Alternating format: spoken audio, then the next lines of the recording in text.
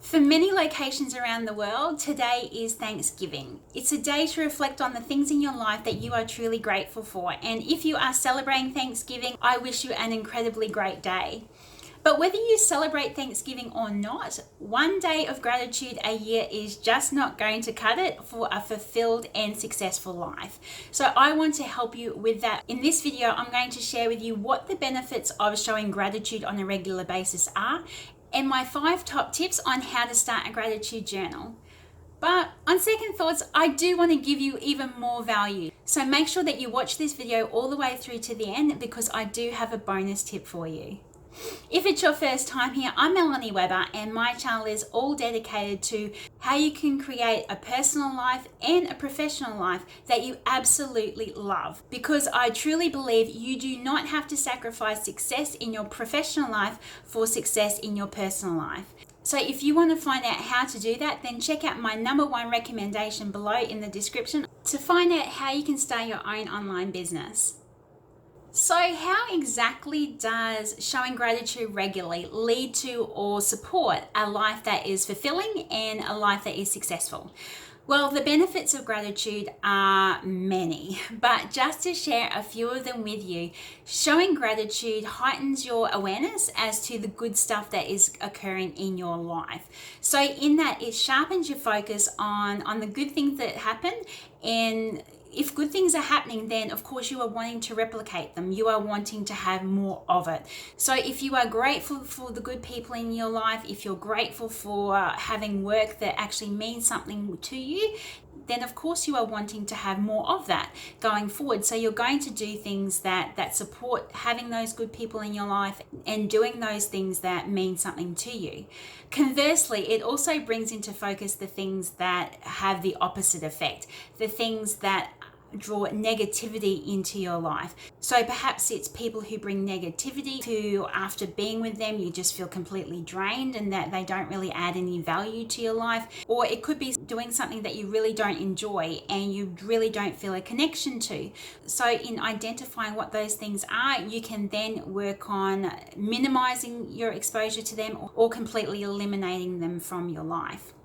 Showing gratitude regularly also lowers your stress level, and it has a calming effect on you. So if you, for example, find yourself in a situation where you are really frustrated at something, you're just at your wit's end, if you consciously flip your mind and look for the goodness or the good aspects of that particular situation, you will automatically find that your response to the situation will change. You will feel less frustrated, your stress levels associated with that event will decrease. You'll start to feel less tension and therefore start to be a bit more calm. And expressing gratitude verbally particularly has the potential to not just make yourself feel really great for sharing your gratitude and your appreciation of someone, but it also has the potential to make the receiver feel really, really, really great. The fact that you have noticed what they have done for you and that you truly appreciate it. So if you don't already have a gratitude journal going, then let the season of Thanksgiving be the time for you to start. Now is always the perfect time to start a great habit such as gratitude journaling. And these are my 5 tips on how to get started. Tip number 1 is to actually hand write your journal entries.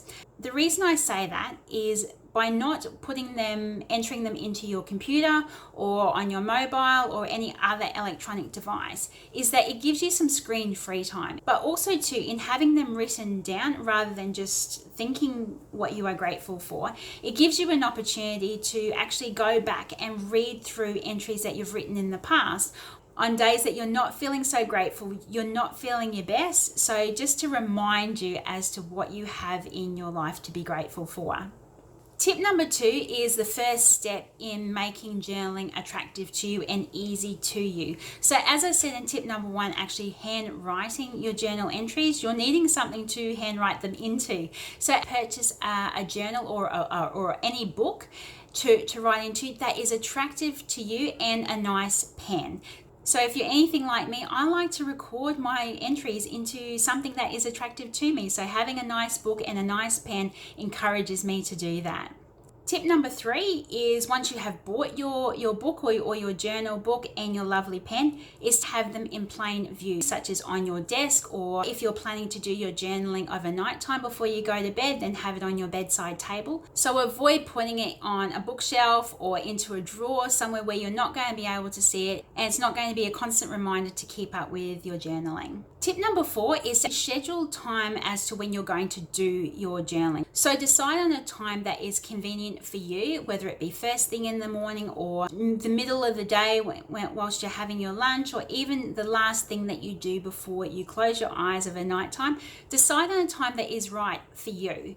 And if you are needing an extra prompt to make sure that you do your journaling each day, then set yourself a reminder. Put it into your calendar, set yourself a reminder on your phone if you need to, just as that extra prompt to get to your journaling each day. And tip number 5 is to remember your gratitude journal is just for you. No one else needs to see it. So feel free to make your gratitude entries completely what you want them to be, whether it be in writing or even to draw if that takes your fancy more. Make sure that it is anything that you want it to be. Now, my bonus tip in setting up a gratitude journal isn't a journal at all, which I got off one of my mentors. So thank you very much for this, Andy. But is to get your family involved in expressing gratitude to each other. And you can do that through setting up either a gratitude jar, or in my family's case, we have set up a gratitude bowl.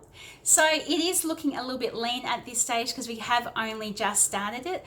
But the way that it works is whenever you are grateful for something that a member of your family has done, then by all means share that gratitude with them at the time, but you can also record it on a piece of paper, whether it be a post-it note or just a small piece of paper, including details such as maybe the date and what you're actually grateful for, and then pop it into the jar, and then make it a practice either at the end of the year or start of the year or whenever it makes sense to you to actually take out the pieces of paper one by one and read through them, just to remind yourself as to what you have been grateful for within your family throughout that year. So there you have my top tips on how you can start up your very own gratitude journal. If you have enjoyed watching them, please do give me a thumbs up. And if there is anyone else in your life that you believe would also get value from watching, then please share the love and share this video with them. Thank you so much again for watching, and until I see you on my next video, I certainly hope you take the greatest of care, and again, enjoy your Thanksgiving if you are celebrating it today.